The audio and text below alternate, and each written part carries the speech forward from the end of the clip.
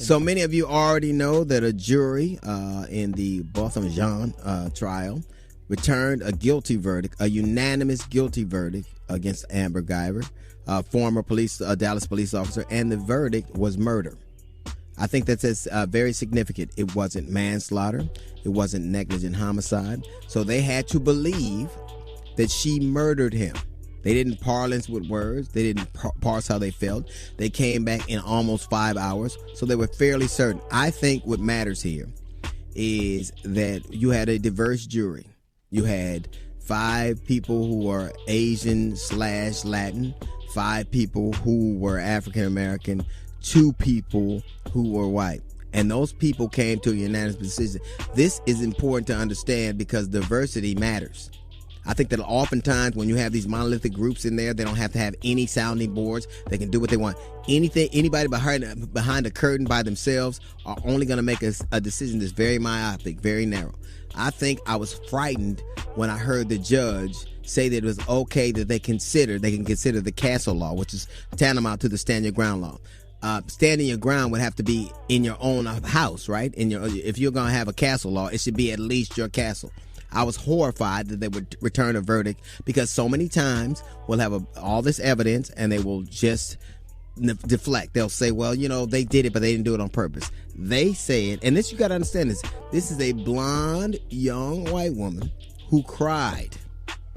And that generally affects a result.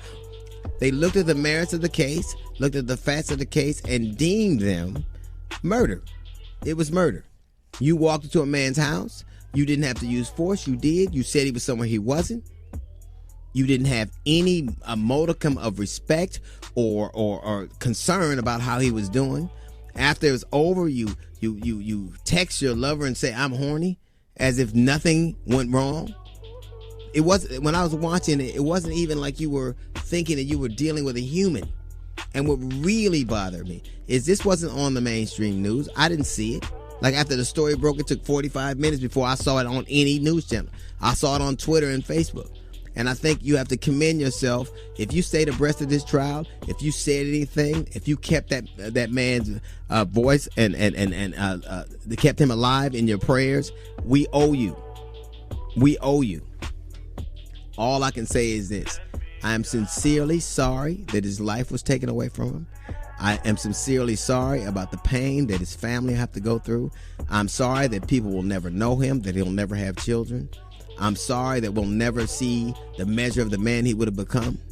But I'm so glad that his life didn't go by the wayside. I'm so glad that people took courage and prayer and whatever they could muster to make sure that the verdict was just. Now, I don't know what was in Amber's heart. I don't know what her thought was. But I know this.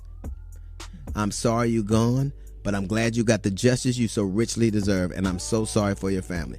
Maybe we'll meet again one day. All right, thank you. That was a little note from the GED section. It is the D.L. Hughley Show.